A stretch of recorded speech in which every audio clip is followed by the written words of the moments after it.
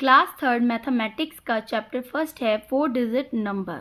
4 digit number जो है वो एक यूनिट के अंदर ही आ रहा है। यूनिट का नेम है नंबर सेंस। नंबर सेंस में 2 चैप्टर कवर होते हैं, एक 4 डिजिट नंबर और दूसरा है रीजनल एंड रोमन न्यूमरल्स। तो अभी हम 4 डिजिट नंबर पढ़ने जा रहे हैं कि 4 डिजिट नंबर क्या होता है। 4 डिजिट नंबर हमने पिछली क्लास में पढ़ा था 3 डिजिट नंबर तक, जिसमें हमें फर्स्ट था वंस, फिर था टेंस, फिर 100। अब हमने जो नया पढ़ना है वो है 1000, जो कि 4 डिजिट नंबर का है। अब हम शुरू से देख लेते हैं। वंस में क्या होता है, 1 डिजिट नंबर होता है। टेंस में 2 डिजिट नंबर होते हैं। 100 में 3 डिजिट्स और 1000 में 4 डिजिट नंबर। फिर हमारा नया नेक्स्ट क्वेश्चन बनता है how to make 4 digit number, कि 4 डिजिट नंबर कैसे बनता है।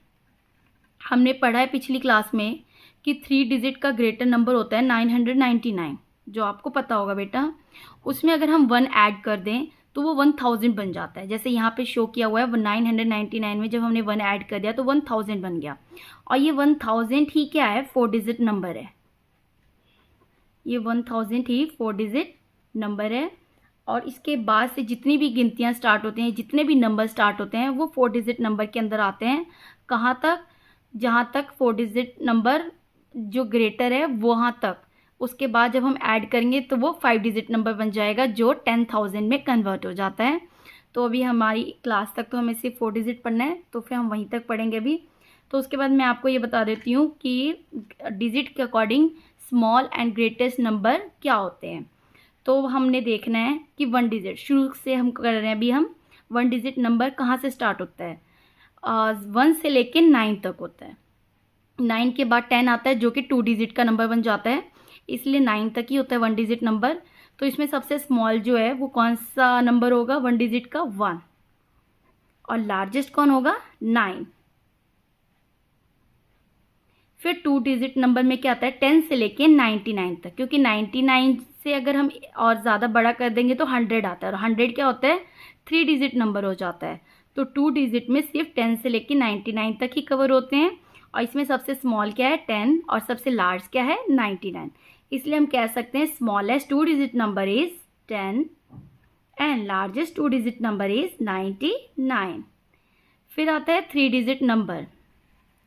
3 डिजिट नंबर क्या होता है, 100 से लेके 999 तक।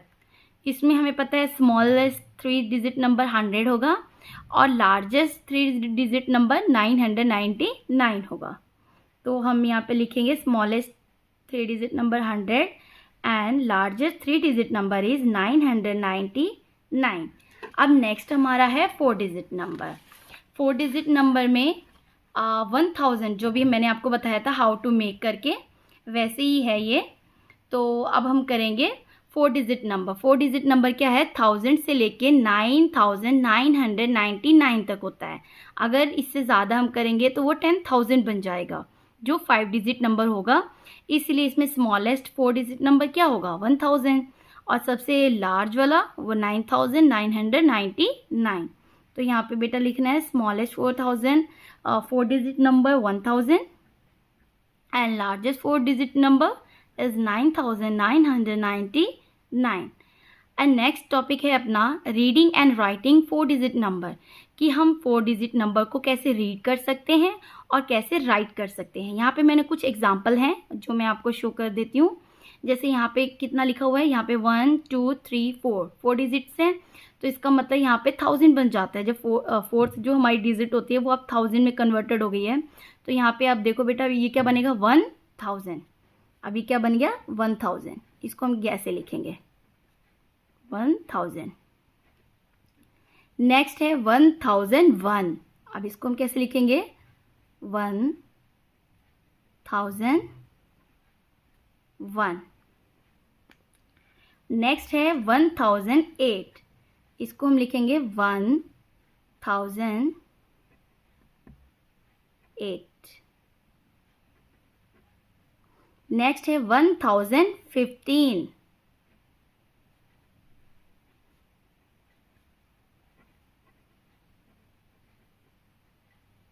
नेक्स्ट है 1025।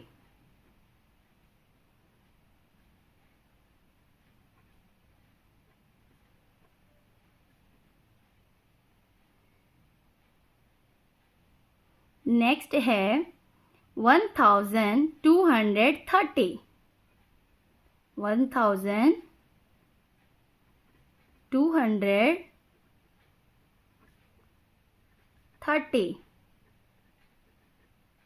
ये है 1563,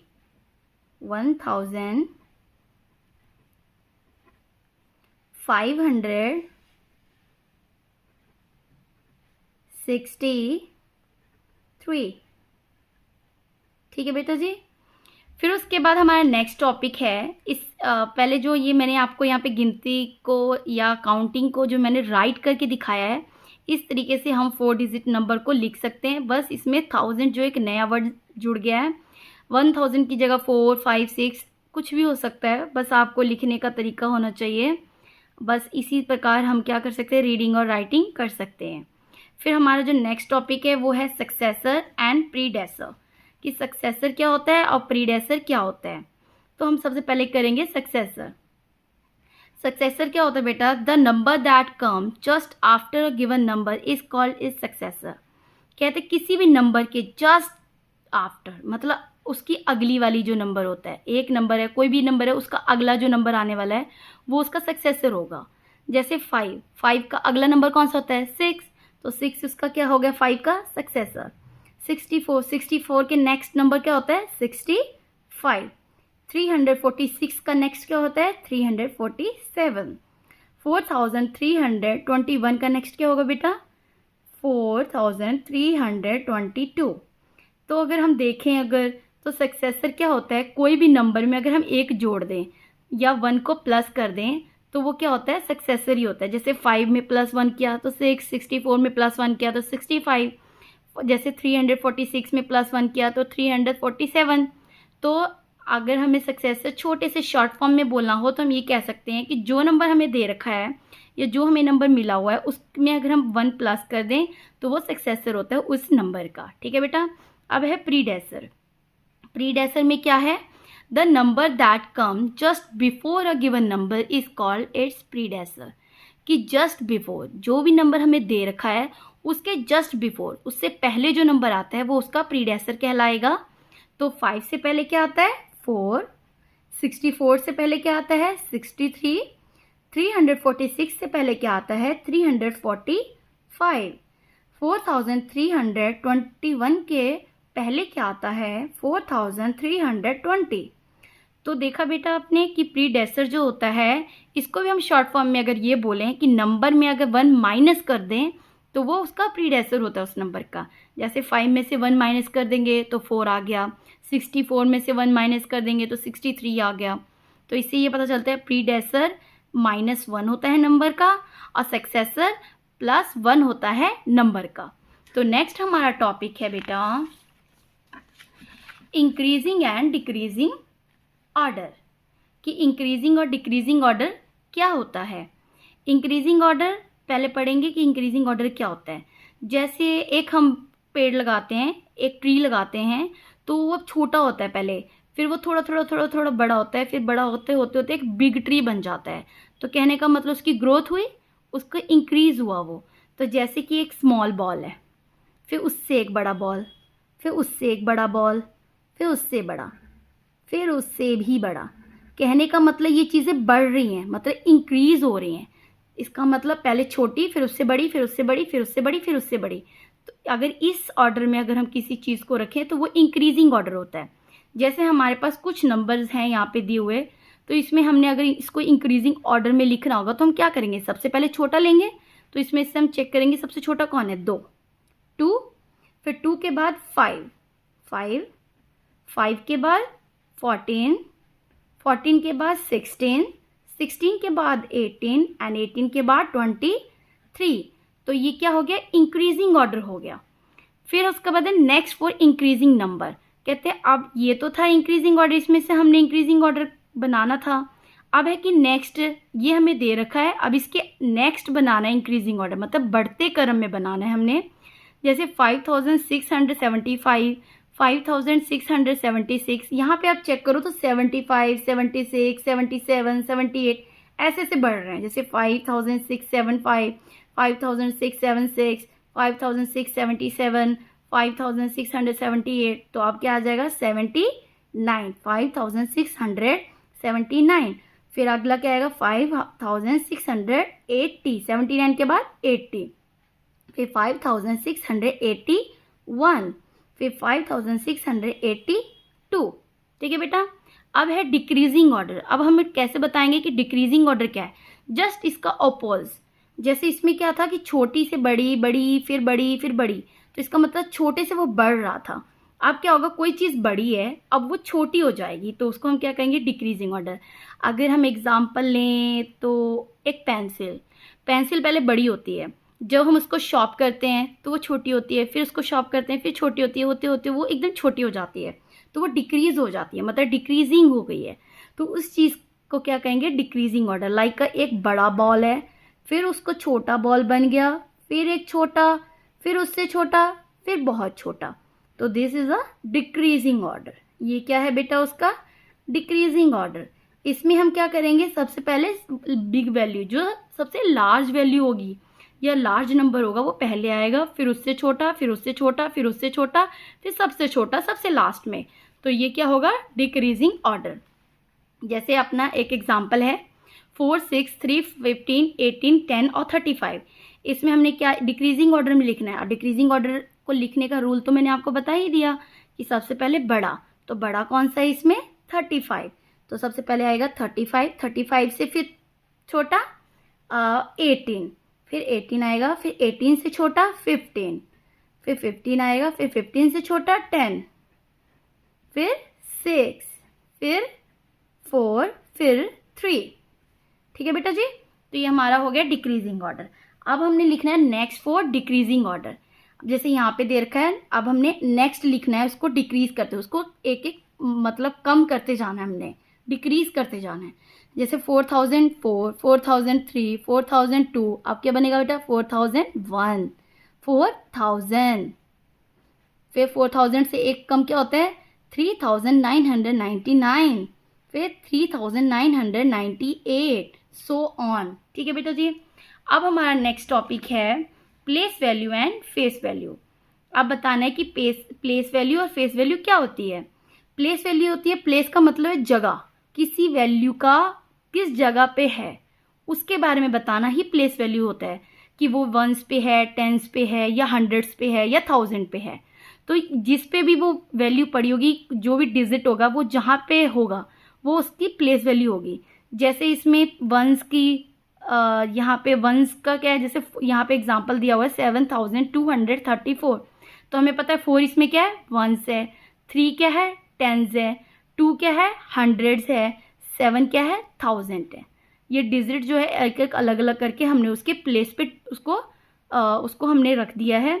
अब इसमें से हम देखेंगे कि अब इसमें से एक एक वैल्यू हम उठाएंगे कि 4 का प्लेस वैल्यू क्या है। एक एक वैल्यू करके मैं आपको समझा दूंगी इसमें डिजिट्स के अकॉर्डिंग, तो आपको पता चल जाए। जैसे 4 का प्लेस वैल्यू क्या है, 4 का प्लेस वैल्यू 4 होगा, प्लेस वैल्यू ऑफ 4 होगा। क्यों? क्योंकि 4 के बाद कोई रकम नहीं है तो 4 ही रहेगा।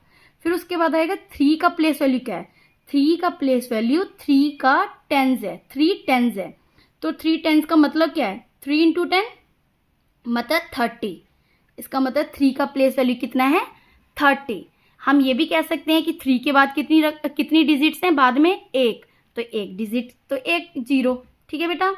अब हमने देखना 2 का प्लेस वैल्यू क्या है 100, 2 का प्लेस वैल्यू है 100, मतलब 2 हंड्रेड्स, तो मतलब 2 इंटू 100 से मल्टीप्लाई मतलब 200, तो उसका 2 का प्लेस वैल्यू कितना हो गया 200।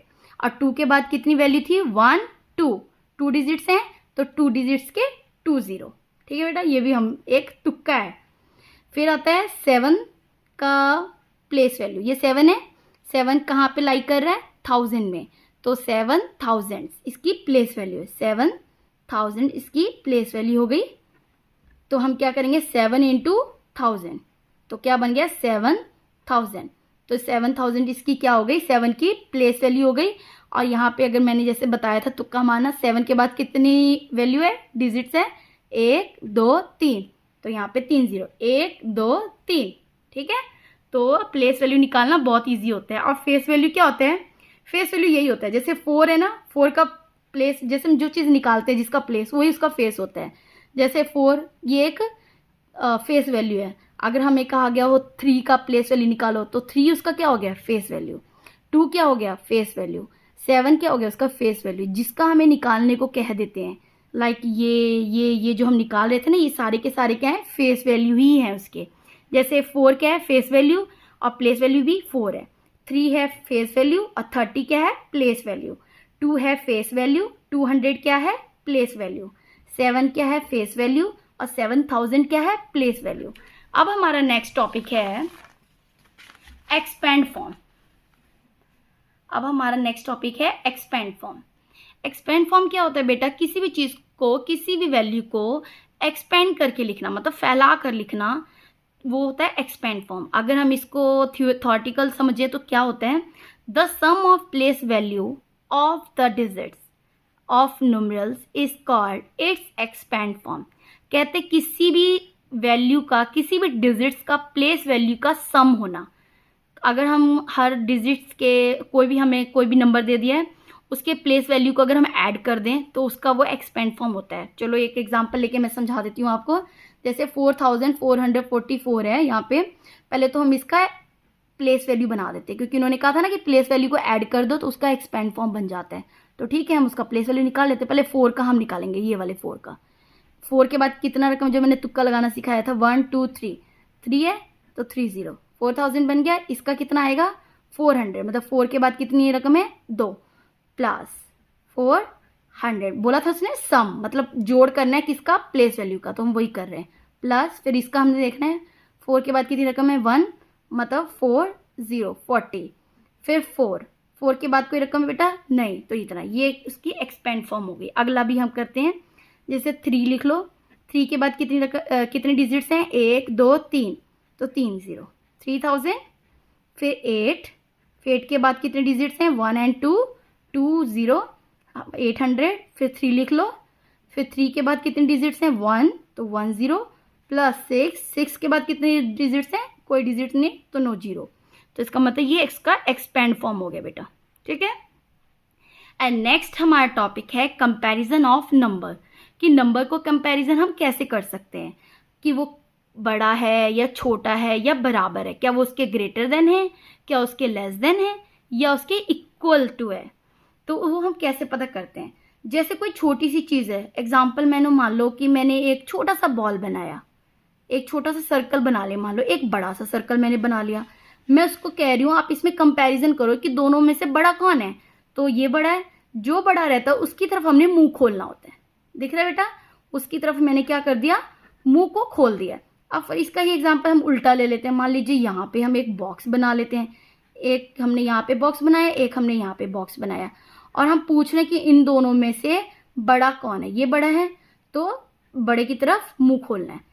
तो जो बड़े की तरफ मुंह खुला हुआ है इसका मतलब ये बड़ा है, और जिसकी तरफ मुंह बंद होता है, जैसे चोंच निकली होती है, उस वो होता है छोटा। तो यहाँ पे बड़ी रकम की तरफ हमने मुंह खोलना होता है। और इक्वल पे तो हमें पता है कि इक्वल का साइन इसको कहते हैं, ठीक है बेटा। तो इन दोनों में देखो, दोनों में से बड़ा कौन है, कंपैरिजन करें, दोनों में से बड़ा कौन है? ये ग्रेटर देन है, तो हमने ये वाला इधर मुंह खोल देना है। फिर इन दोनों में से देखना है ये बड़ा है, तो इधर मुंह खोल देना है। फिर देखना है दोनों में से कौन बड़ा है, और ये भी 8 है, ये भी 8 है, तो 44, ये 47, ये बड़ा है, तो हमने इधर मुंह खोल देना है।